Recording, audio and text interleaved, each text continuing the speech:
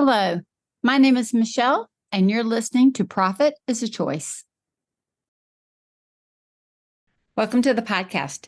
Today, we're going to talk money management systems like Profit First. Separating our money into buckets with a purpose gives us freedom to make decisions with that money without getting ourselves in trouble. You've probably heard the old adage of robbing Peter to pay Paul. Using something like Profit First keeps that from happening. So listen in as we talk all things Profit First. Every day, empowered entrepreneurs are taking ownership of their company financial health and enjoying the rewards of reduced stress and more creativity. With my background as a financial software developer, owner of multiple businesses in the interior design industry, educator, and speaker, I coach women in the interior design industry to increase their profits, regain ownership of their bottom line, and to have fun again in their business. Welcome to Profit is a Choice.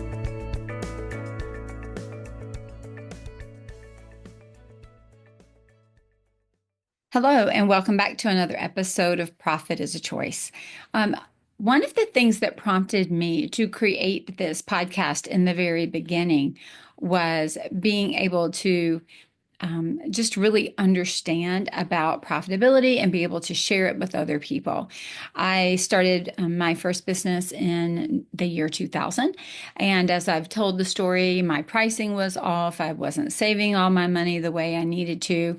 And I ran into challenge after challenge after challenge with either not pricing it effectively, not saving for profit, not saving to pay the taxes. I documented a lot of that in the book that I did with Luann Nagara. I think it was the second book in her series. It was the Power Talk Friday. I'll make sure that I link that.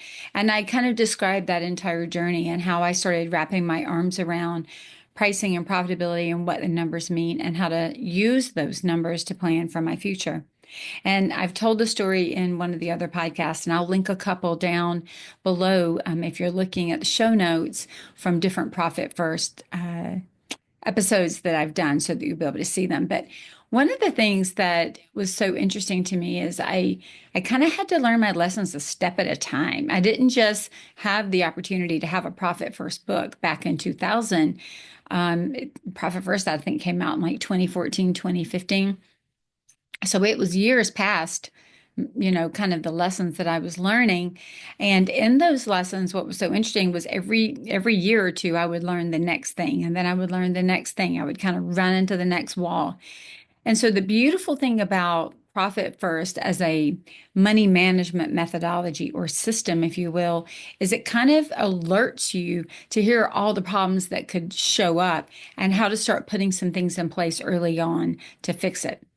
So let's start with just talking about what Profit First is. Some people have the mistaken idea that it's about taking all of the profit out of the business first. And that's not really what it's saying. What it's really trying to do is put you in the mindset that we want the business to live within the means of what the business can afford to live in, so that we're not spending money that the business truly doesn't have. And the way that we do that is by, if you will, budgeting and setting up some thresholds for different areas of the company so that we have the money to be used for the items that we plan to use it for. Just like a budget is a decision that we make in advance on how we're going to spend the money, Profit First fits into that by saying, here's the money that I need to have in profitability in the company. Here's the money that I need to pay the owner. Here's the money that I need to pay the taxes, so that all that money is separated out to be able to do the job that it is intended to do. Profit First also helps us look at, in most of our businesses, gross profit as being the revenue that we actually have to run the company on. Because it's so easy, especially if you have a business that does a high amount of services or a high amount of product sales, it's easy to look at that top line revenue number and think that we have all this money to go spend in the running of our business, when honestly, a lot of money is going to come out in cost of goods if you're product based. And then the money that we have to run the company is substantially less than the revenue that we had coming in. And so when that happens, if we don't have a good handle on all of that, it is very easy to overspend or to spend at a time that we don't have it. Profit First helps us look at the percentages in our business that are spent on things like owner's benefit, taxes, profit, operational expenses, and then other things like um, inventory replenishment, or let's say bonuses. You can break it out into so many different ways so that the money gets put into these buckets or bank accounts, and then it gets protected so that it is used only for what you meant to use it for. If we were to take a profit first attitude, we would even hopefully create a cost of goods account where we're putting the money in to be able to separate it out from the operating money in our company to allow us to pay for the products or the services that are cost of goods for the sales that we've made, so that we're not robbing Peter to pay Paul, meaning we're not using the money that should be used to buy a sofa and a credenza for a client to pay payroll, because that's robbing client money to make an operating expense coverage. And that's not what we want to do. So, profit first again is being able to separate out your money into bank accounts where it can then be looked at in smaller chunks with a purpose in mind so that we're not overspending on the wrong things. A question I get a lot of times is, well, when should I start this? I have a whole podcast that I'll link about starting profit first when you don't even have profit. Why? Because it's about the way that we think about money. We can go ahead and establish percentages that over time we are addressing, and we're moving the money around in a way that makes sense for it to cover the things we need for it to cover.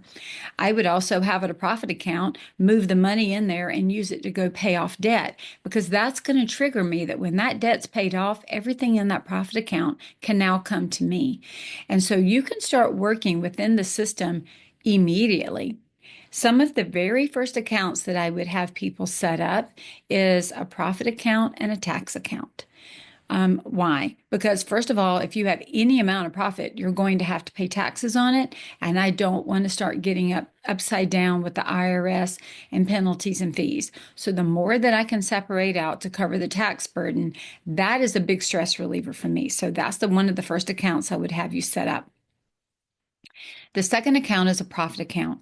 Now, if you are running a business that is profitable, in that account, we can then make a decision on how we handle that profit.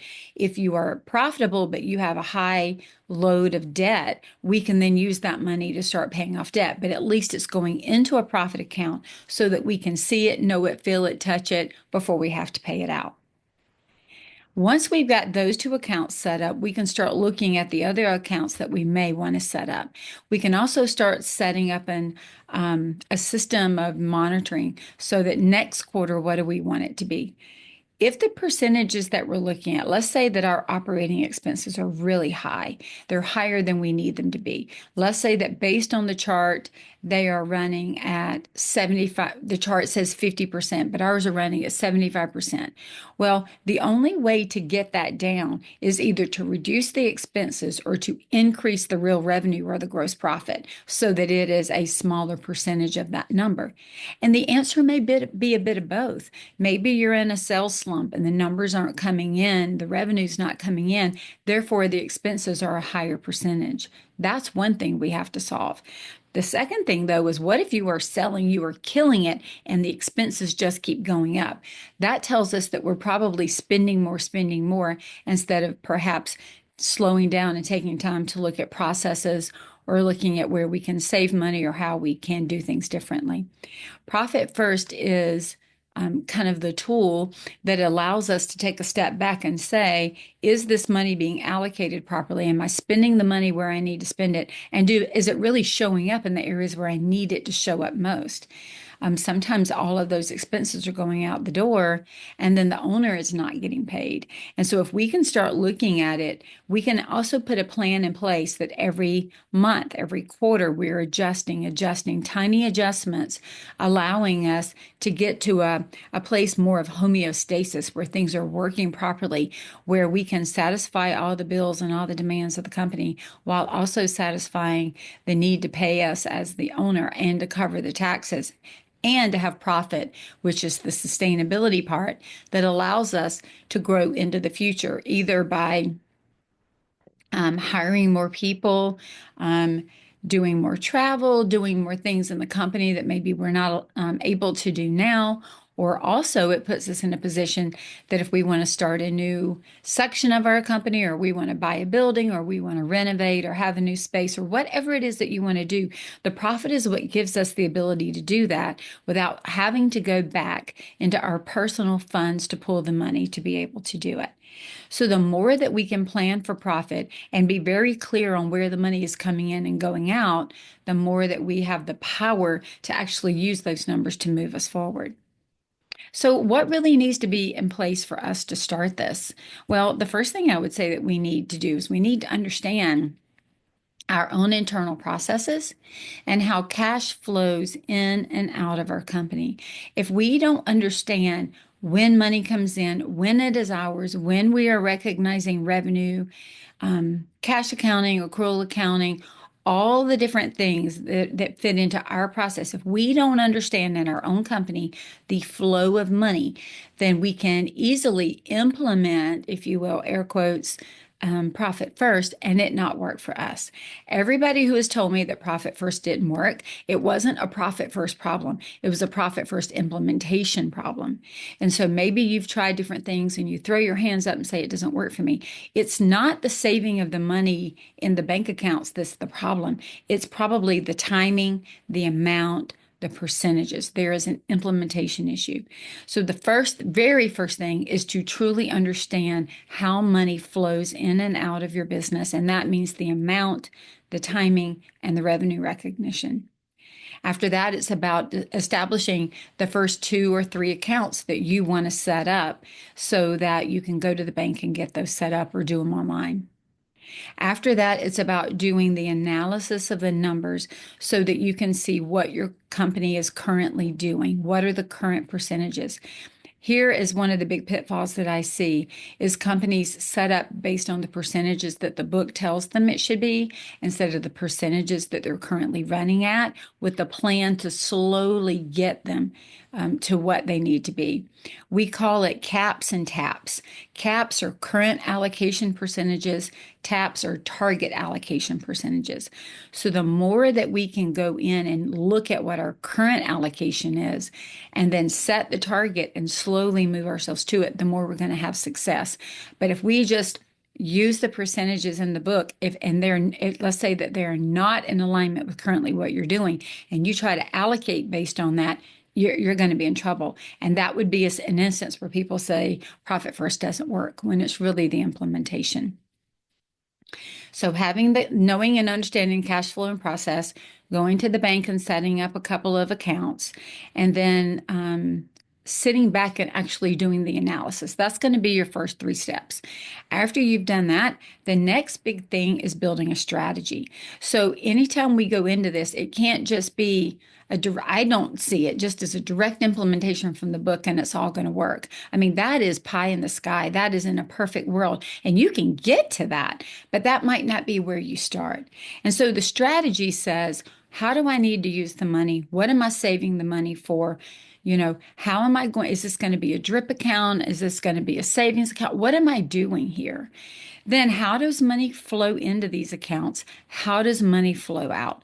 So it's sitting down and literally building out a financial money management strategy and then implementing. The biggest challenge that I've mentioned before is implementation without strategy. That's going to bite you every single time. And so if I could just encourage you to sit down and work through, how does money come in? How do I want to save it? Where are we going? What do we want to do? And then start putting this into process. What I love and the way that I work with my companies that I coach is we start by looking at an overall company strategy. What is the company trying to do and achieve? Then we build financial strategies to support it and money management or profit first strategies to support that. All of these things have to work together. If not, that's where there is a disconnect and we're going to start falling apart or things aren't working. And so everything really goes back to, what is the company doing and where is the company going? And then how do we align financials? How do we align marketing? How do we align our team? How do we align all of these pieces and parts to be supportive of the overall company strategy? And Profit First is one of those tools that you can put into your toolbox to help you do that. So I highly would recommend that you grab the book. You can grab it on Amazon or wherever you buy your books. Another great thing is to listen to it on Audible. Mike is hysterical and he is such a fun guy, and you would probably really enjoy his personality as you listen to it. It makes it very relatable. I also am offering a course that I've had for years called Master Your Profit, and we're getting ready to offer it starting on May 8th, sorry, in a live coaching format, meaning I'm going to coach you, you're going to go in and do the work, and then I'm going to live coach you again. We have 4 live coaching sessions tied in to you actually understanding the fundamentals, going through your own numbers, doing your own analysis, and having feedback from a coach in a community environment, and then in a live coaching call, multiples of them, to help you truly implement a strategy that works for your company. And I would love to invite you to join us in that program starting on May 8th and going through, I think, June 19th. You can find out information by going to scarletthreadconsulting.com and looking under the Work With Me tab. You should see Master Your Profit in there. And we would love to support you and help you in building and implementing this tool in a way that is supportive and that works for you and for your company. Remember, every day we have the opportunity to choose to be profitable, because profit doesn't happen by accident.